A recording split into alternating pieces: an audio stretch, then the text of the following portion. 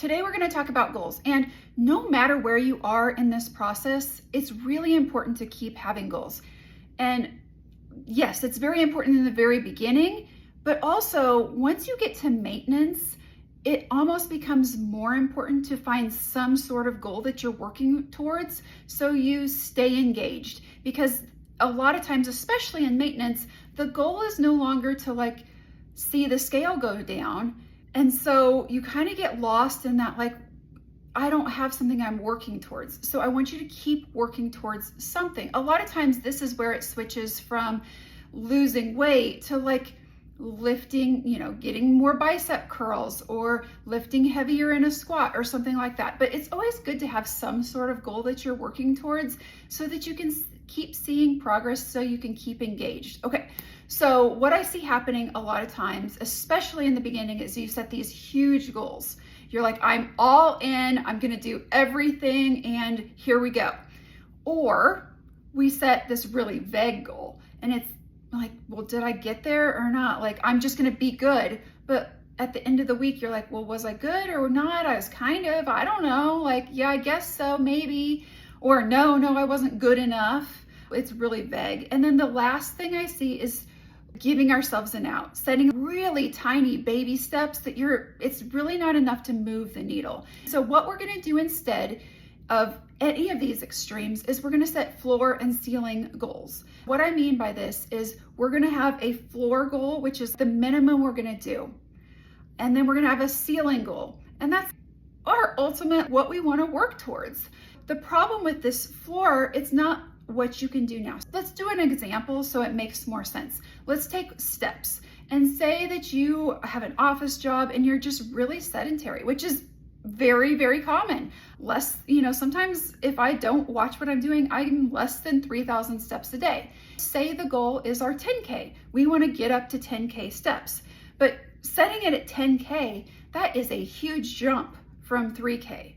But setting it at 3K, well, we're already reaching that most of the time. We need to set it a little bit higher, so we're actually making progress. So we need to set that floor at a goal that we are confident that we can hit 80% of the time.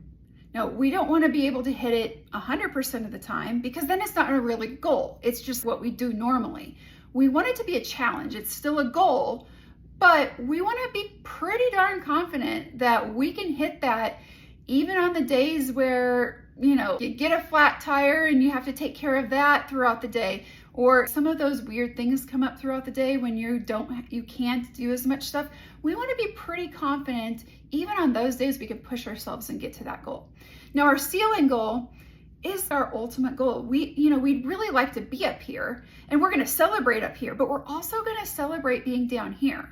So maybe we're jumping from 3,000 to 4,000, and we know we can get to that 4,000 mark most days because it's more than what we're doing now. It's still a challenge, but we're pretty confident maybe 6 days out of 7, that will not be a problem. Okay, we're still gonna celebrate that. And most days you're gonna hit in between that range, but if you aim up here and you hit down here, you're gonna feel like you're not hitting your goals. And we want you to be celebrating these wins. We want them to kind of build on each other. We want you to feel like, hey, I'm accomplishing something. Because every time that you're put that little check mark in the right, hey, I did this, it gives you more confidence. It builds resilience. It makes it so you're excited about doing a little bit more. One goal can kind of bleed into another goal. Hey, I'm doing really good at my steps. And because I'm feeling really good about that, I also started drinking more water, or I also started eating more protein. And so these kind of blend together, and you can work on more than one goal at a time. Again, yes, we have babies. We don't want to baby step too much, but we also don't want to have 25 goals. Let's set some really important ones that are really going to move the needle, but not we don't want to tackle 2 of them. They're too challenging at the same time. Okay. So we kind of talked about that floor, that ceiling. The next thing we need to talk about is making a plan. Because let's be honest, if you don't have a plan, you just have a wish. Have you heard that saying? I might not be getting it quite right. A goal without a plan is just a wish. So how are you going to achieve that? What are your action steps? A lot of times it's like, okay, first thing in the morning, I'm going to get in a 10-minute walk. After each meal, I'm going to do this. And then in the evening, I'm going to do this. Or maybe it's, hey, one time a day, I'm going to go out for a long walk. For myself, I have a calendar checklist in there. And 3 times a day, I make sure sometime in the morning, right around lunch, and sometime in the afternoon are my 3 times when I make sure that I'm getting in some movement so I'm reaching these goals.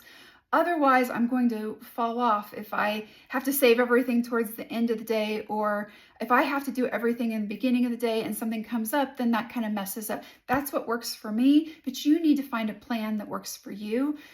And this really goes, especially if you have a goal about meal prepping or meal planning. Meal prepping, getting clear up here, is the highest level. We want to start somewhere in that middle ground, and we want to have a plan for it. So a lot of times our plan is we're going to go on Pinterest and we're going to have, 7 new dinner meals planned, and a meal prep for breakfast and meal prep for lunch. And then that gets really heavy after week 1. And so a lot of times what we'll do instead is, hey, I'm going to meal prep 1 meal. For the other meal, I'm going to have like something really easy that I don't have to prep anything, but I know what I'm going to have. So for me, that's my Greek yogurt and fruit and a little bit of granola on time.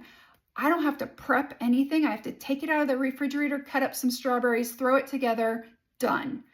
And then maybe for lunch, or maybe I'll have that for lunch, and maybe for breakfast, I'm meal prepping some breakfast bites, some egg bites. I think I have a link to those in our recipe section maybe, or it might be in the hub. But that's really easy. That's not too hard of a meal prep.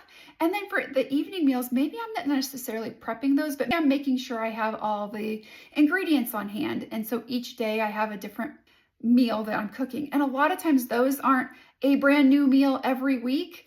I like to, 1 new recipe a week is my limit for myself. If I do more than that, it just gets overwhelming and it's not going to be effective for me. You've always had those weeks where you bought all this stuff because you were going to make all these new meals, and then something happens and you just don't feel it and you waste all those groceries. And so 1 meal a week, try to do it as early in the week as possible when your momentum is high, that you're going to do a new recipe. And the rest of the week, you're using stuff that you've used in the past and just tweaking it a little bit. So I hope this helps just a little bit. If you like this, let me know, and I will add more of these type of impromptu trainings once a week or something like that. All right, talk to you later. Bye.